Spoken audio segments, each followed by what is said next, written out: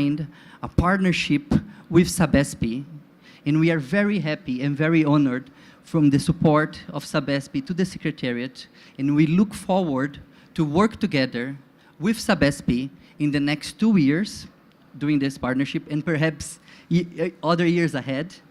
The partnership would highlight opportunities for cooperation and knowledge exchange in the area of water scarcity, the nexus, water and climate change. In particular, the partnership would support a new initiative of the Secretariat that's called the Resilience Frontiers Initiative. Some of you might be already familiar with this initiative. This initiative was launched back in 2019. It's the most futuristic initiative we have. This initiative is looking beyond 2030. So it's the next global agenda. It's a resilience-based agenda. This initiative has convened in a think tank style 100 thinkers from totally different backgrounds, and they came up with 8 pathways for a desirable future beyond 2030, a future that we imagine we already reached the 2030 agenda. We got to a point beyond the SDGs. And these desirable futures, they have 8 pathways. And one of the pathways is about managing water and natural resources. And that is where Sabesp is included, to support these pathways with all the great work that you're going to hear from the governor, from the state of São Paulo, and from Sabesp in terms of water management, in terms of reducing water scarcity, renewable energy, and South-South cooperation. The Resilience Frontiers Initiative has 8 different pathways, and there's 3 cross-cutting advisory groups, 1 group on impact, so how to measure the impact of such a long-term vision. The second group is on methodologies for this also long-term vision and implementation of Resilience Frontiers. And the third group is about the narrative. It's about how to communicate, how to tell a new story for our future. And this all works in conjunction with the 8 pathways groups. And basically they are selecting projects and initiatives. And Sabesp is part of one of those, what they call bright lights. And they should be amplified. And this is one way of amplifying, is through this initiative. So that was my part, to introduce the initiative, to introduce the speakers, to introduce the partnership. I'm very honored to be here. So without further ado, I will call here to the stage Mr. Marcos Penido.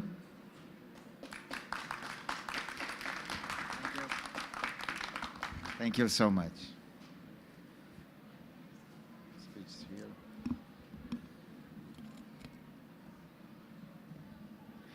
Good morning. It's an honor to be here with you in the COP26 with the challenge of our future.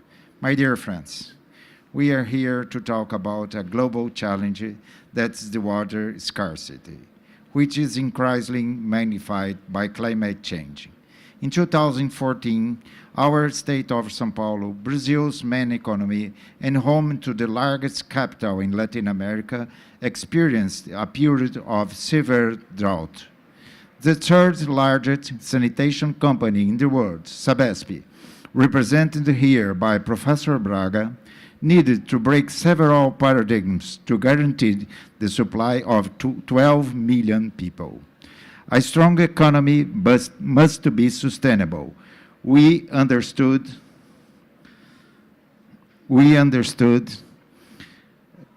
the call from nature and decided to recover its springs.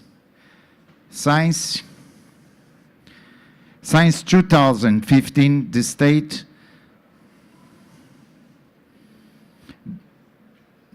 sorry.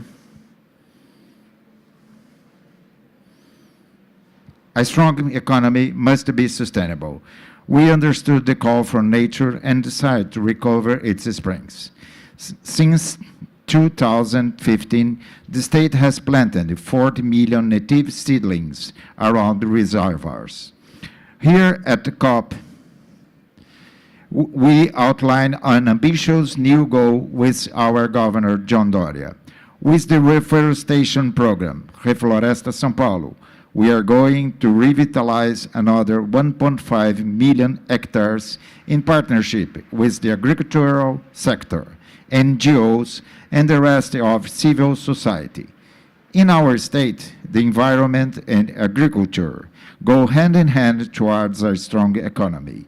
We are a world reference in fruit exports, such as oranges and sugarcane bioethanol, which allows offer a zero-carbon fuel. São Paulo controls deforestation, especially the Atlantic rainforest, a biome that's the key to balance of ecosystem. On resilience, we have been working with the state's 645 municipalities to support water supply. We took on the challenge of depulling one of the symbols of the city, the River Pinheiros, improving basic sanitation and benefiting more than 3 million people, especially in vulnerable communities. It is also providing the population with new parks and areas that contribute to soil permeability. Water scarcity and the effects of years of environmental neglect have no borders, no social class. Climate change must be taken seriously. We need to adapt and mitigate its consequences. We've spent decades ignoring warnings, and today, here, now, we have a chance to hear nature's call and give back to her a small part of what we took away. Challengers should be not divide, but unite us.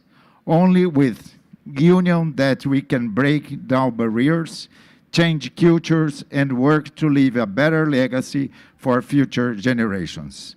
This is what we want for São Paulo, for Brazil, and for the world. Unity and respect for the environment. Thank you so much.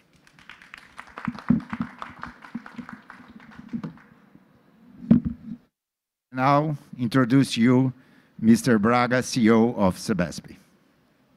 Thank you. Thank you, my dear Secretary.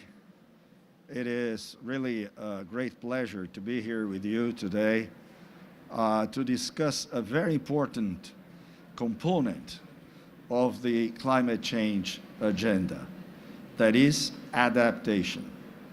We have been talking about all these 26 years, energy, CO2. We have been talking about the impacts that will come to us in 2100, 100 years from now. But the world is facing already a very, very serious problem of water deficits all over the world. And we are not different in São Paulo. And this is what I will be discussing with you today, adaptation. The need that this COP discusses more seriously this component of the agenda. What measures can be taken, and I will show you here how we have dealt with this problem in the metropolitan region of São Paulo. And of course, as Alex mentioned before, we are partnering with UNFCCC, bringing some interesting cases in our region that can be shared with other countries around the world facing the same problem. So this is a map of the climatic situation in the year 2014, 2015, in the southern hemisphere, in South America. And this pointer, it works here, but it doesn't work here. So I will move and show to you that here is the South Pacific that controls very much the weather, the climate in South America, and of course in Brazil, in São Paulo, and in the metropolitan region of São Paulo. This is for the people not familiar with our geography. And here are the drought conditions from 2012, 13, and 14. And the warmer the color, I'm going to take this mask off because it's difficult to talk with this thing, if you allow me. You can see that that was a very severe situation. And this is the metropolitan region of São Paulo, and you can appreciate the size. This is 135 kilometers, and this is the urban area. And this is the Tietê River and the Pinheiros River that we are also working very strongly to clean up this urban river. But what I wanted to share with you here is the Paulista Avenue in the 20s and the Paulista Avenue today. So in 100 years' time, this is what happened. And this is what happens in most of the urban environments in the world. Then the population today served by Sabesp in this region, as Secretary Penido mentioned, 12 million people living in this area. And we have 9 water treatment systems, of which the Cantareira, this one in the northern part of the metropolitan region, is one of the most important ones because it serves almost 50% of the population. And Alto Tietê, also it's another important one, and Guarapiranga. And Guarapiranga is one that is totally the river basin that contributes to this reservoir is totally populated these days. And I show here 2 recent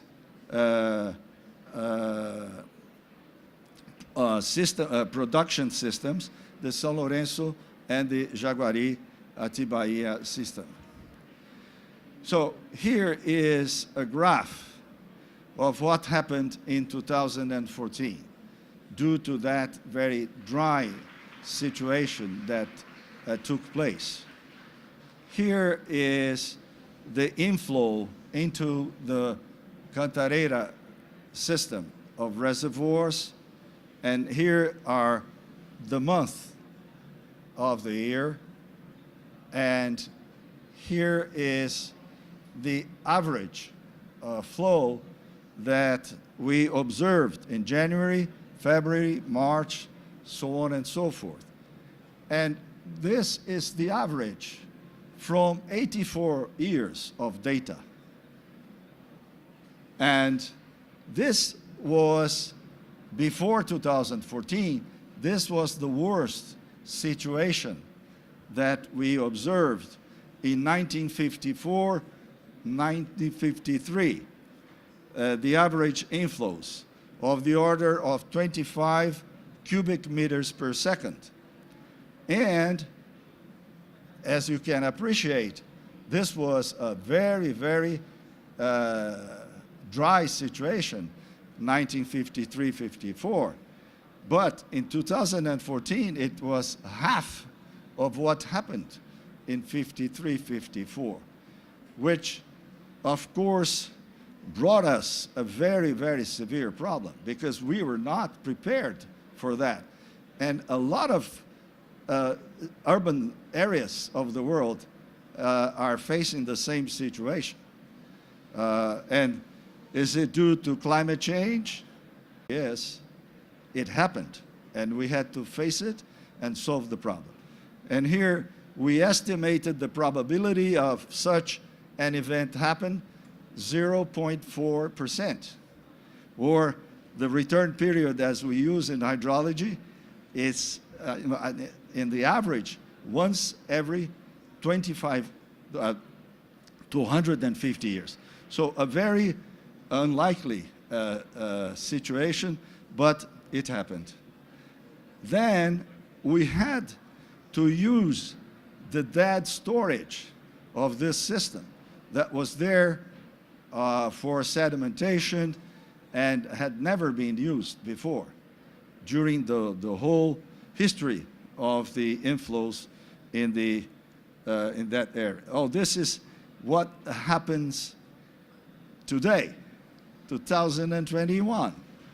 As you can see, we started very well, but we had a significant decrease after the rainy season, and it continued very dry during the low flows period, which is in our winter time.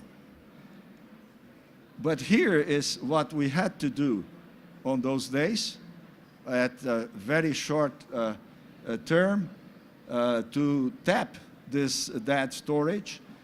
You can appreciate here the pipes that had to be put there, the pumps that had to be there in order to provide the bulk water for the water treatment plants operate.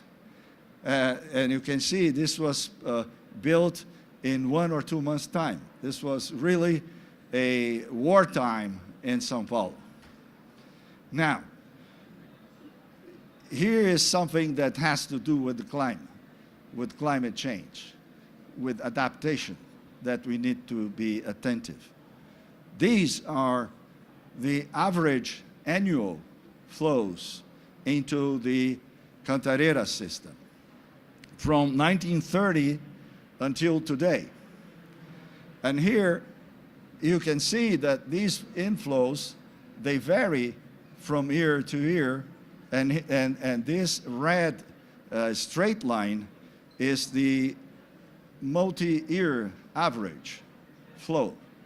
So the total annual flows, they vary around this average.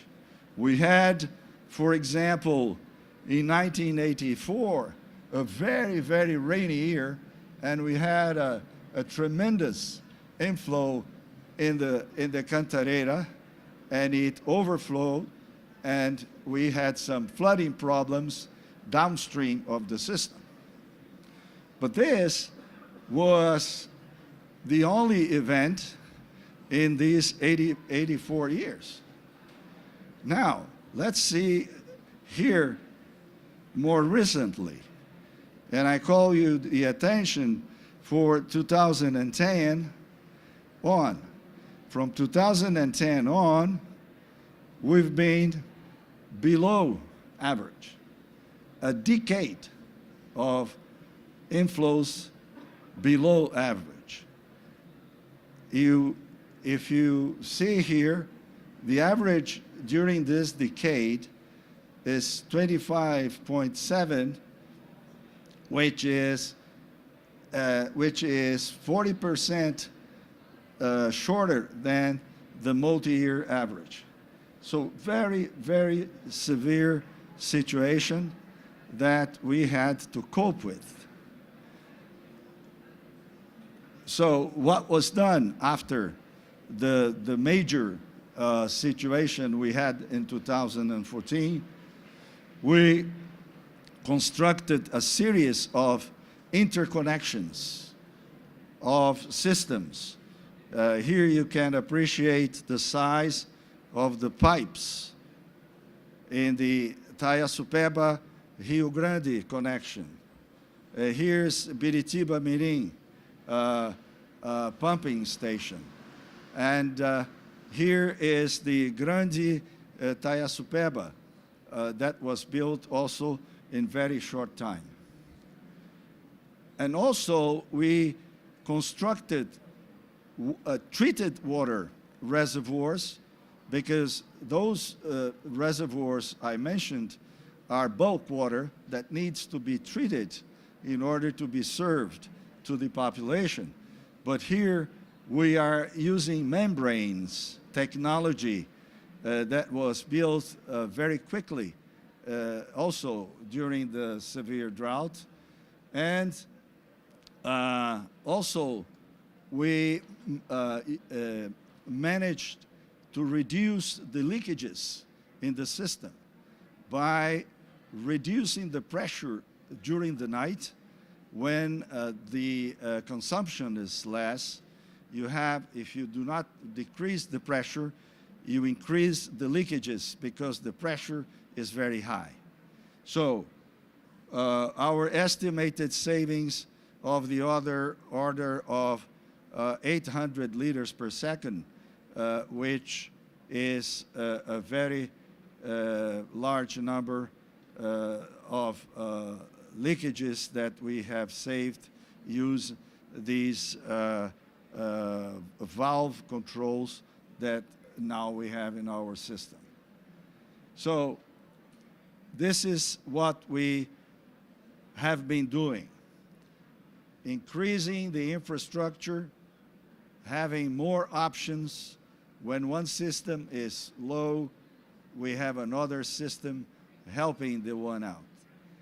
For example, the São Lourenço system, that we bring water long ways from the river basins that flow to the sea.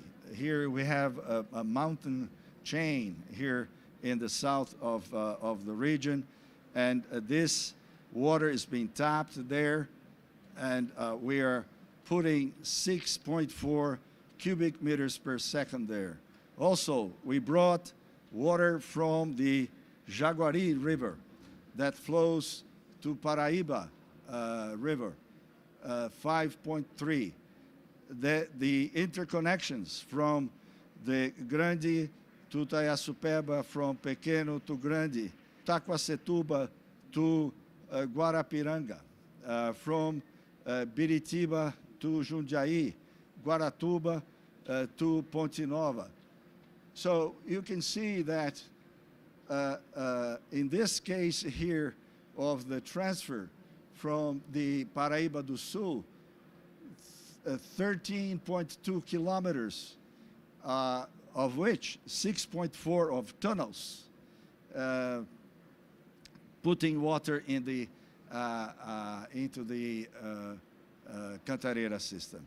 And next year we're going to deploy another bulk water pumping station from Itapanhaú, another river that flows to the sea here, and we're tapping 2.0 cubic meters per second, increasing the resilience of the metropolitan region of São Paulo. So, as you can see here, if you do not build infrastructure, things are going to be difficult. You have, of course, show to the consumer that he has to be rational. He has to consume water parsimoniously. This is necessary. And of course here, with incentives we gave to these consumers in the past, they created a new way of consumption. Now they consume 12% less water than they did in the past. They do not spare water in the streets or things like that, and it's fine, but it's not enough. You have to have infrastructure to store water. Why? Because I showed to you that in the last decade, the average flow has been falling down for 10 years in a row.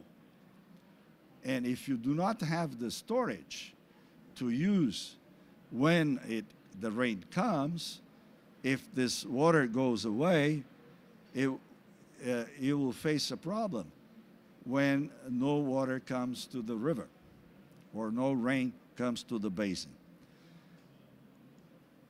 Okay, so here is to show that what I'm saying here theoretically, I will show to you here in practice. So here are from 2014, when we had that severe drought in the Cantareira system. These are the inflows into the system. And for example, in April 74, we had 18.9 cubic meters per second. Then during the rainy season in 1917, we had 76. You see the variation? There is a large variation between summer and wintertime flows there. Then here is the in 2020 and 2021, 2019. And then here are the inflows in green due to the transfer we're making from the Paraíba system, the Jaguari River, to the Atibainha reservoir in the Cantareira system. So you see that a good amount of water was brought to increase the resilience of this system. Now, in light blue, I show to you the storage in the Cantareira system. So we had in January 2014, we had 25% storage that will falling down, then came to the bottom. Then we had to use the dead storage. Here is first level of dead storage. Here, second level. Here is absolute zero, like in 0 Kelvin temperature. Okay, we were lucky and things got back okay. Then you see here in October 2019, it came to zero. However, the Brazilians in the room know that it did not go to zero because we did not use the dead storage. Besides, the media did not even realize we could have a problem. Why is that? Because of this. The São Lourenço treatment plant that I showed here is serving the west part of the Cantareira, the west part of the metropolitan region, which was served by the Cantareira, and now is being served by the São Lourenço. Then, if we did not have these savings that are shown here in yellowish and brownish.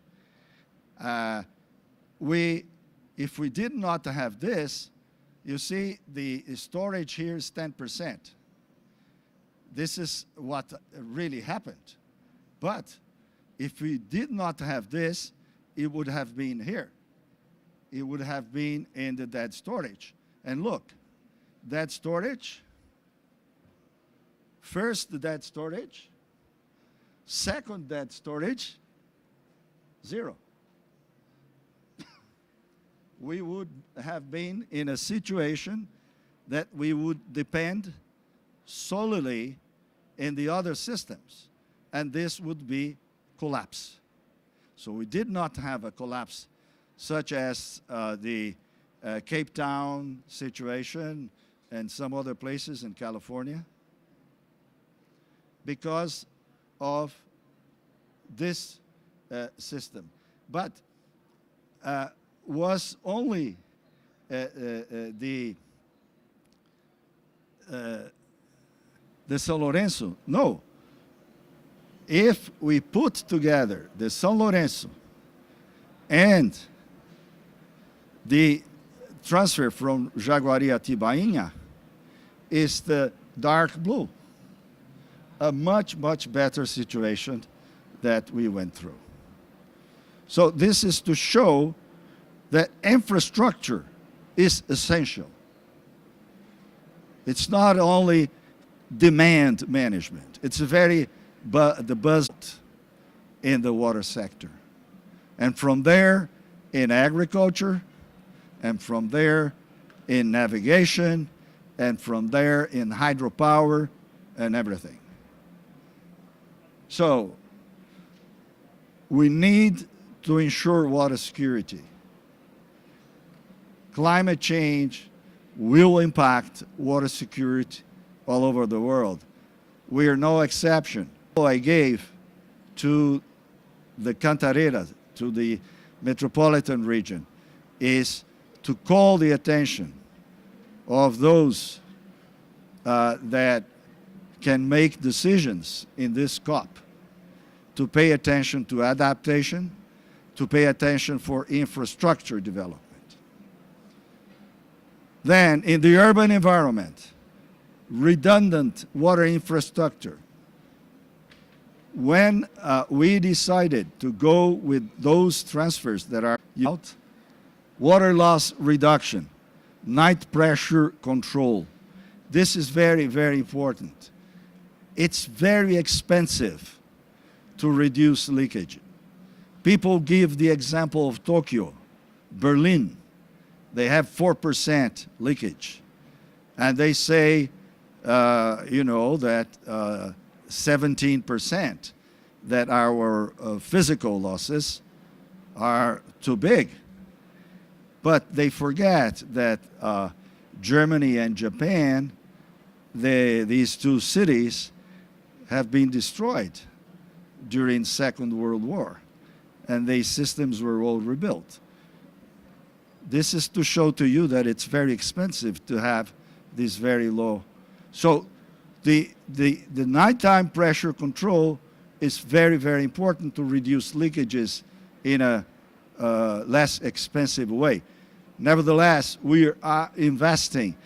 We invested 1 billion reais last year in reducing these physical losses. However, this operational system is very important. And finally, conscious customer demand. Demand management is also important. There is an excellent contribution of 12% less consumption than previously the first crisis. Okay, dear friends, this is what I had for today. I hope you have enjoyed. Thank you.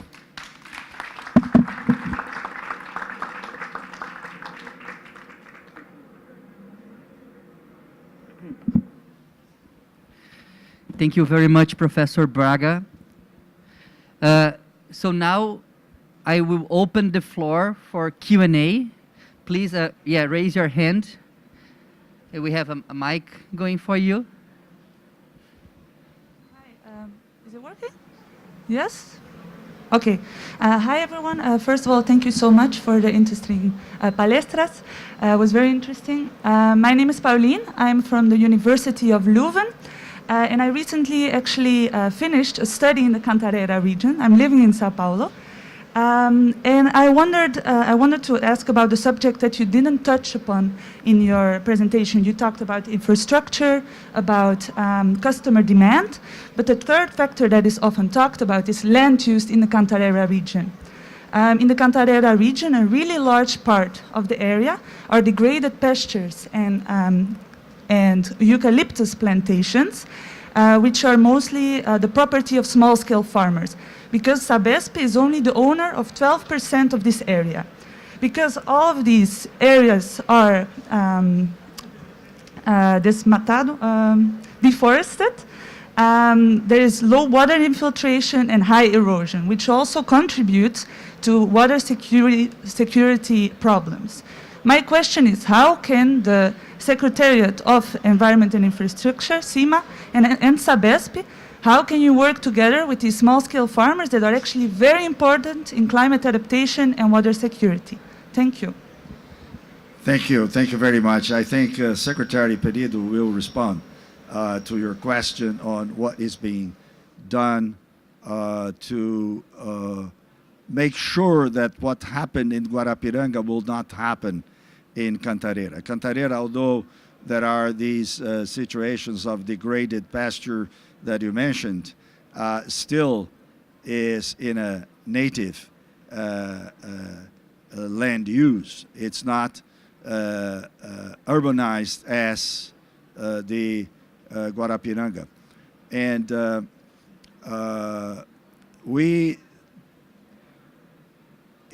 this problem basically is that I do not think that the results I showed here can be explained by what you said.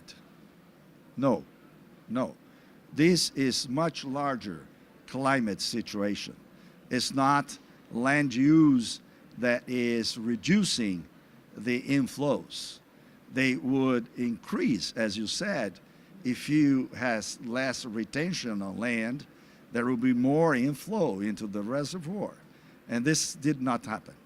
So that's the reason why, although you have brought in a very important question, which is land use in urban areas, but it does not have a relationship with the point that I made. But maybe Mr. Penido will answer your question regarding land use. We know that the preserve of the area of Cantareira is so important. In last year, our Governor Doria published a law to preserve in all the system of Cantareira a space for 100 meters to protect the area that you can build in this area. We are protect all these areas in a space for initially in 100 meters until 300 meters that you can use this area. In the first 100 meters, we have only a protected area to plant native seedlings. And with Sabesp and payment by environmental service and financial by our state, we are promoving to recover all this area to protect the Cantareira area and another reservoirs of our state. Maybe I could add to you that land use is a municipal subject. The state cannot rule on land use, only the municipality. So, and they are, we are a federative, interesting system. The US, for example, you have the union and the states. In Brazil, you have the union, the states, and the municipalities. They are autonomous. So this is their responsibility.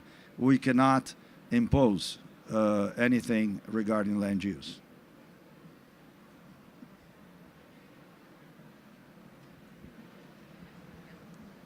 Mr. Braga, congratulations for your presentation. Mr. Benedito for the introduction.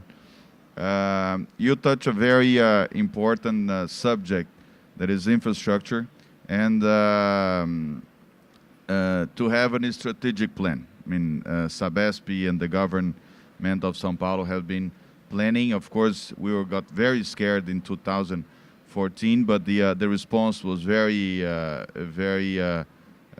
like the Paulistas, right? Very strong and made what was necessary to keep our population safe.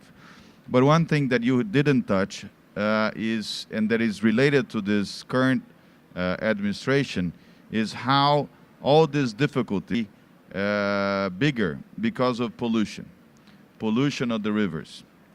Because you talked about cleaning the water, but we still have a lot of problems related to pollution. We are addressing the problem in the Pinheiros in a very hard way again. But you have all these different tributaries and small rivers and cities related to the wrong land use, and how is pollution going to play the scarcity of water in the future? I certainly think that Secretary Penido will respond about the Pinheiros River cleanup. Maybe I will just say that we are thinking of reuse, water reuse. We are already doing water reuse, 1,000 liters per second from the sewage treatment plant of ABC, going to the industrial district of Capuava in the ABC and other industries. We are planning to continue with water reuse in some of our sewage treatment plants. Now, in terms of in the Alto Tietê River Basin, there is not enough water to tap from. Even if you clean up all the rivers, there will be a much difficult situation still to clean in and to use it for drinking purposes. So at this point in time, we're thinking on non-potable water reuse. But of course, Secretary Penido is the boss, and he will respond.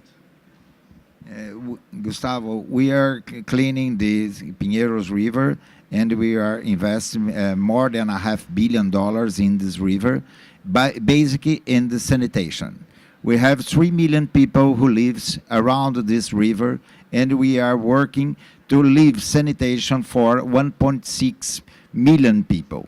And we are investing more than $1.5 billion, no, $3 billion in Tietê River. That's the most important river of our state. And if we go ahead with this job along the next years, in 6 years we have the Tietê River a clean river.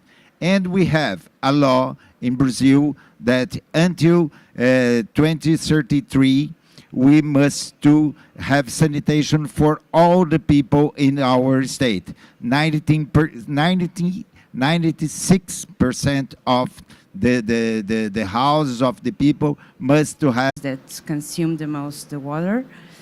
And also regarding particularly the São Paulo metropolitan area, if it's being planned to change the waterproof pavement that normally we have for a non-waterproof pavement, so it would allow that the rainwater can go and infiltrate and go to the subsoil. Thank you. Thank you very much. I think these questions are for Secretary Penido.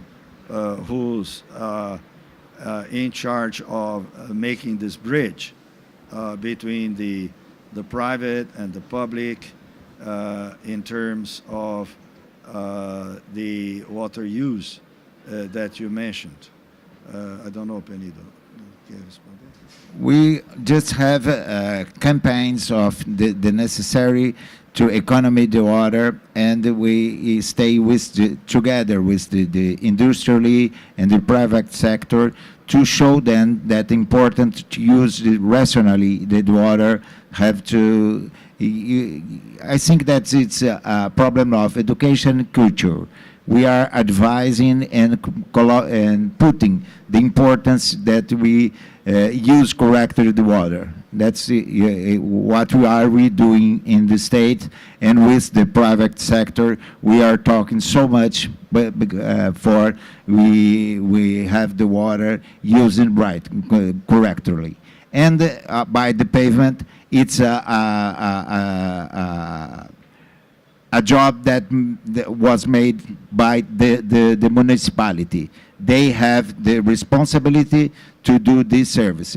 In São Paulo City, they started this program to renew all the new streets with a new technology to permit the infiltration. But I think even not only for infiltration in terms of having more water, but to reduce the flooding. Floodings in São Paulo have not been happening lately, but everybody here remembers the big ones. And but it's a very good point you made. Can I go? Yeah. Shall I go? No. Okay. I'm Hannes Princess Abzejigma from Burkina Faso. So I first want to acknowledge the tremendous work that have been done. Of course, there is always room for improvement. We can rather choose, the government that don't do, but we as citizens also, we have our role to play. And I like what Mr. Benedito said, that the consumer have also a responsibility. We need also to go to vote, and the policies matters. And I think that the private sector, if we are lucky to have a representative secretary in the panel. I think that if the policies can pass the bill also, it can push. I'm coming from the Sahel, and it's a great example. What I was dreaming, you just did it. Because in Burkina Faso, sometimes in the raining season, it just rains a lot. And I say, I wish that this water, I can store it. So I was thinking that I was crazy. No, thank you for showing me that I'm not crazy, that it's doable. For me here, we are here for partnership. I'm working already with the UNFCCC Secretariat, and we have a program, a joint program, that we would like to have you on board to bring your knowledge in our region, how we can store and learn. And for sure, on droughts, we have also expertise that we can exchange with you, which is the South-South cooperation. Thank you for addressing that. And of course, we will have room to improve our work, but at the end of the day, you did it, and everybody will bring his building block. Thank you for the session, also to the Secretariat for bringing us and organizing it. Thank you so much for having us. Thank you so much, Princess. We will really work together. That's the whole idea of this cooperation. And Burkina Faso is a very important country that deserves improvement in this sector. You have a lot of knowledge on dealing with droughts, with difficult situations. We are experiencing it now, and I think our cooperation will be really profitable. Thank you. Thank you very much, everyone, for participating in this very lively panel. We will conclude the panel with a... He had a question. Oh, sorry. Yeah, I think we can have an extra, one last question before we close. Final question. And then there's a video message from Sabesp. Can I talk, Alex? Yeah. Congratulations, Mr. Braga. Great presentation. I think it was very interesting studying the Brazilian programs, the Secretary Penido. But I just want to add one good experience that talking to the agriculture, our secretary, ex-secretary of agriculture, that's Mr. Junqueira, that's here. One field we improved also, not only in the cities and the basins of Sabesp works for the reservoirs, is in the agriculture area. In the last 14 years, we've been working very strongly with the agriculture sector, mostly for the sugarcane plantations. And we did a very huge program saving more than 40% of the water in the process. That was a great gain that we hit these last years, Junqueira. And so I remembered, because of your question, where we are saving water. And we did this program in the sugarcane plantation that was very, very important to bring to this COP. It's also another different ways, and it's very interesting listening you from Burkina Faso that we can do things together. Thank you so much. It's just to add these experiences on saving water in the agriculture camp. Okay. Thank you, Mr. Braga. Thank you, Professor Trani. So now we close this session with this video from Sabesp.